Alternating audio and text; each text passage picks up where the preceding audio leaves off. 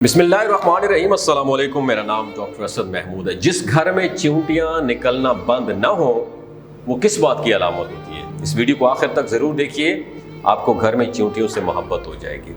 चींटी एक नन्हा सा कीड़ा है जिसका तज़किरा कुरान पाक में भी आया है, बल्कि चींटी के नाम से एक पूरी सूरह अल्लाह ताला ने नाज़िल फरमाई जिसका नाम है सूरह नमल।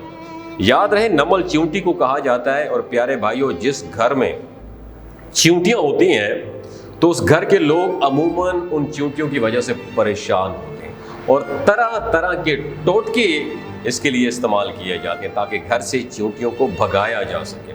आज की इस वीडियो में मैं आपको उस घर के हवाले से एक अजीब हकीकत बताने जा रहा हूं कि जिस घर से चींटियां निकलना बंद नहीं होती, और ये हकीकत जानने के बाद आपकी चींटियों के साथ जो दुश्मनी है वो भी ख़त्म हो जाएगी। और ये हकीकत जानने के लिए आपसे रिक्वेस्ट है कि वीडियो को स्किप मत कीजिएगा, आखिर तक ज़रूर देखिएगा, बहुत कुछ सीखने का मौका मिलेगा। प्यारे भाइयों, आपको उस घर की हकीकत भी मैं बताता हूँ जिस घर में चींटियां निकलना बंद ना हो। लेकिन पहले आपको चींटी और हज़रत सुलेमान अलैहिस्सलाम का एक दिलचस्प वाक़या सुनाता हूँ।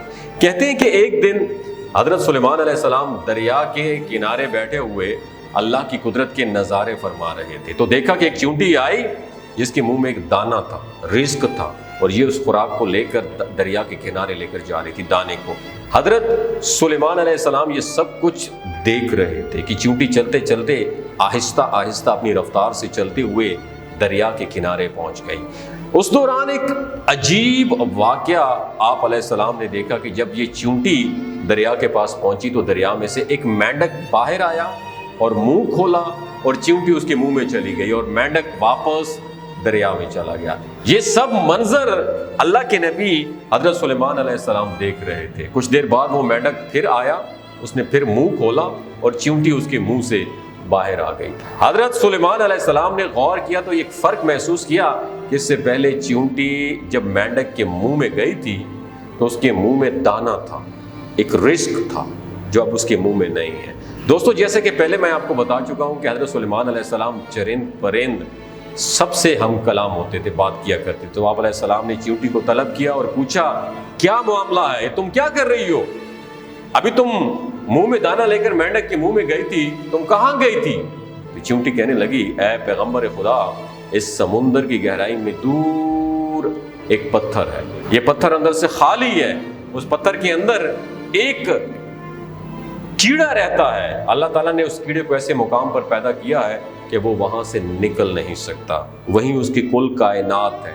मुझे अल्लाह ताला ने उस काम पर डिटेल कर रखा है कि मैं उसको खाना पहुंचाऊं, और कादर मुतलक ने उस मेंढक को भी ड्यूटी पे मामूर कर रखा है। मेंढक रोजाना मुझे अपने मुंह में लेकर पानी से होता हुआ उस पत्थर के पास ले जाता है। वो मेंढक अपना मुंह पत्थर के सुराख पर रख देता है और मैं उसके मुंह से निकलकर कीड़े के पास जाती हूँ ऑन द डेली बेसिस। वो रोज़ाना मेरे मुंह में होता है, जो दाना मेरे मुंह में होता है वो अनाज मैं उसके पास रख देती हूँ। ये मेंढक मेरा इंतज़ार करता रहता है, वापस उसके मुंह में मैं दाखिल हो जाती हूँ, ये पानी में तैरते हुए मुझे वापस पानी से बाहर लेकर चला जाता है।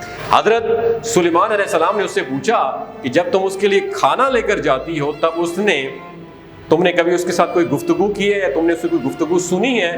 तो चींटी कहने लगी, हाँ, जब मैं उसके लिए खाना लेकर जाती हूँ तो हर रोज़ मैं उसकी कीड़े की गुफ्तगू सुनती हूँ। हज़रत सुलेमान अलैहिस्सलाम ने दरियाफ्त किया और फरमाया कि उसकी गुफ्तगू क्या है, वो कीड़ा क्या कहता है?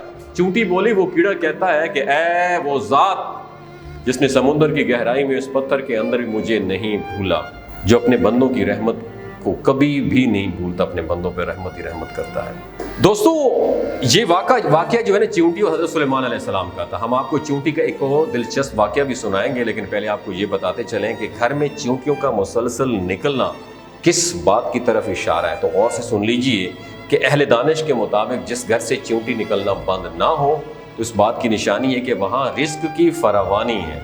मेरी बहनों और मेरे भाइयों, आप खुद ही सोच लीजिए हमारे घरों में मौजूद चींटियाँ हमारे बारे में क्या कहती हैं और क्या बताती हैं, लेकिन अफसोस कि हम उनको भगाने के चक्कर में होते हैं।